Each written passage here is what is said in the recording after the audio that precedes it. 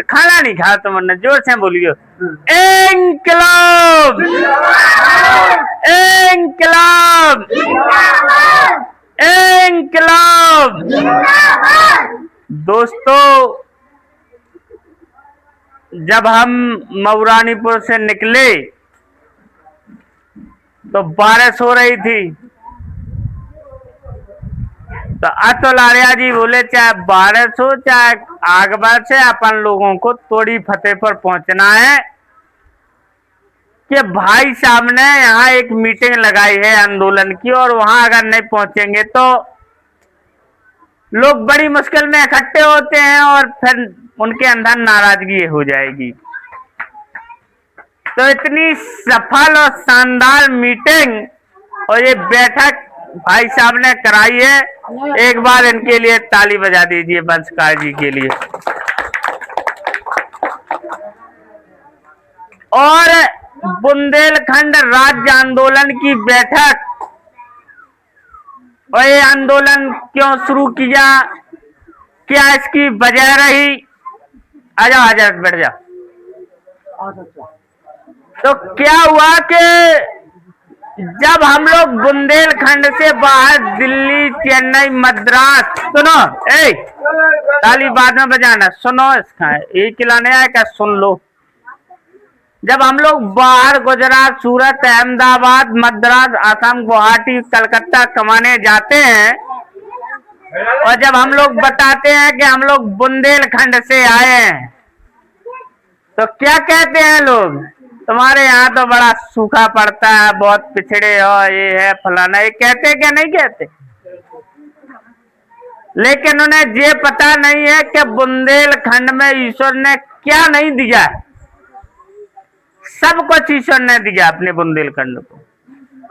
पहाड़ दिए, पर्वत दिए, गिट्टी दी, मिट्टी दी, बालू दी, मोरम दी, दिया पन्ना में हीरा दिया, जर्मेनियम दिया, महोबा में ग्रेनाइट दिया। सब कुछ तो ईश्वर ने हमें दिया, सब कुछ दिया ना। और तब भी हम लोग अशिक्षित हैं, पिछड़े हैं। तो इसके लिए हम लोगों ने कहा कि आंदोलन शुरू करने से पहले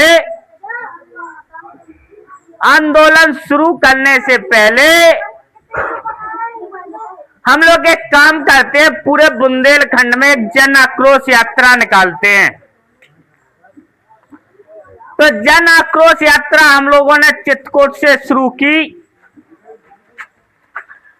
और चित्रकूट, बांदा, कालंजर, पन्ना, सागर, टीकमगढ़, दमोह, निवाड़ी, दतिया, ललितपुर, झांसी, जालौन, बांदा, चित्रकूट, महोबा होते हुए ये यात्रा ओरछा में समाप्त की।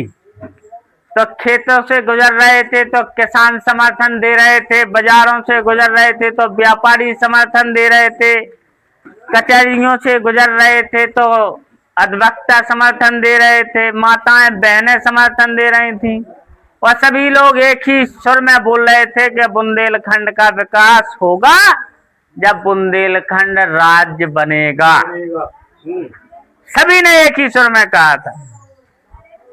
तो हम लोगों ने कहा कि यात्रा हो गई, अब ऐसा है कि बुंदेलखंड राज्य आंदोलन को अगर तेज करना है, रफ्तार करना है, तो हम लोगों को गांव-गांव जाना पड़ेगा, नगर-नगर जाना पड़ेगा। तो करीब हम 400-500 गांव में गए मीटिंग करने। इसी तरह मीटिंग करते ही है, हम लोगों को इकट्ठा किया, उनको जगाए। तो सभी लोग चाहते हैं कि बुंदेलखंड राज्य बने।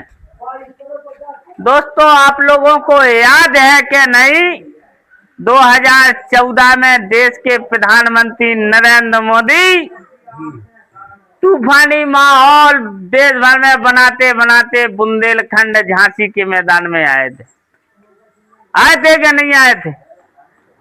और क्या बोले थे झांसी के मैदान में? क्या रे बुंदेलखंडियों, भाजपाइयों का इतिहास है कि उत्तर प्रदेश से हमने काट के उत्तराखंड बनाया, मध्य प्रदेश से काट के हमने छत्तीसगढ़ बनाया, बिहार से काट के हमने झारखंड बनाया, अगर आपको बुंदेलखंड राज्य बनवाना है तो आप लोग यहाँ पे भी भाजपा का राज लाइए, देश का प्रधानमंत्री बनाइए। भैया पूरे देश के लोगों ने और बुंदेलखंड के लोगों ने नरेंद्र मोदी को क्या बना दिया। अब 12 साल हो गए दोस्तों, कितने साल हो गए? 12 साल में बुंदेलखंड का वाणी बोलने के लिए तैयार है। तब फिर हम लोगों ने कहा मोदी जी अब तो तुम प्रधानमंत्री बन गए। तो बोले ऐसा 2017 में महोबा के मैदान में बोले कि देखो राज्य बनाने की हमारी मंशा है। दिल्ली में अपनी सरकार है, मध्य प्रदेश में शिवराज मामा की सरकार है, लेकिन उत्तर प्रदेश में अखिलेश यादव की सरकार है।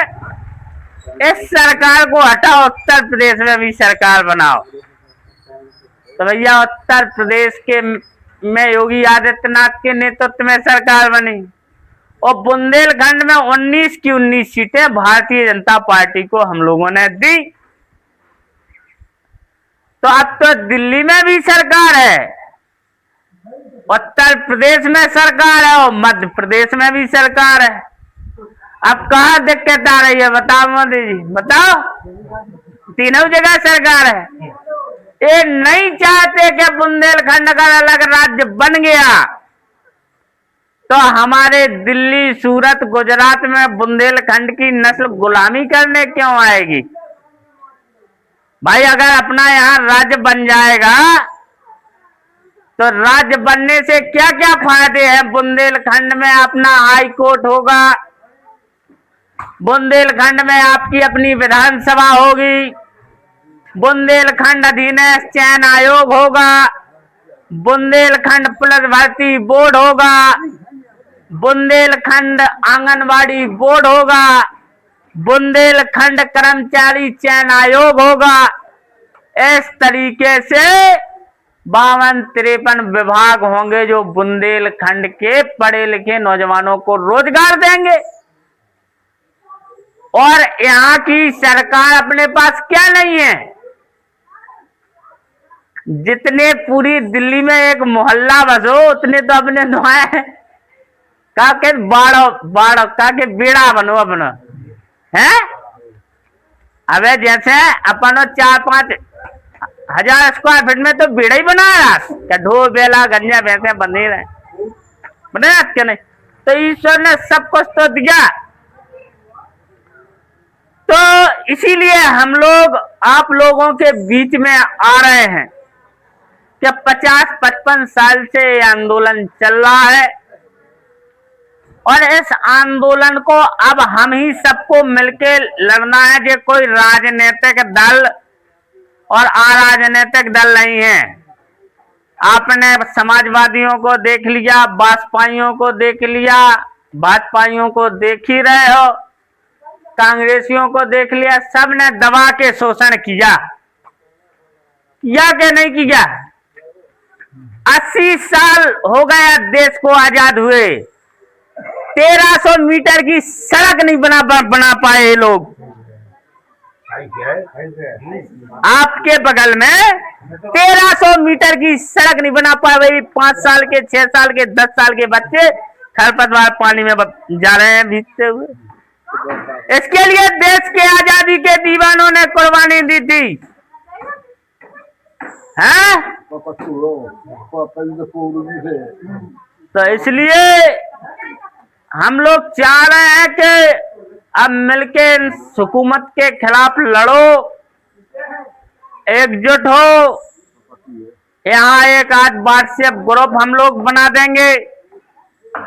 जो आंदोलन के सोशल मीडिया के पेज हैं, सब नौजवान, पढ़े लिखे लोग और अनपढ़ लोग, सब लोग मोबाइल से जुड़ जाओ ताकि सूचनाएं एक दूसरे के पास आती रहें और मिलकर लड़ेंगे तो जीतेंगे। और ये तो तय है कि अब ये लड़ाई आर पार की होगी। क्या अब आर पार लड़ेंगे हम लोग मिलके। तो इन्हीं लाइनों से अपनी बात समाप्त करेंगे कि कैसे कैसे मंजर नजर आने लगे हैं और लोग गाते गाते अब चिल्लाने लगे हैं। और दोस्तों, बदल डालो तालाब के पानी को, क्योंकि ये कमल के फूल मुरझाने लगे हैं। बहुत बहुत धन्यवाद। अब हमारी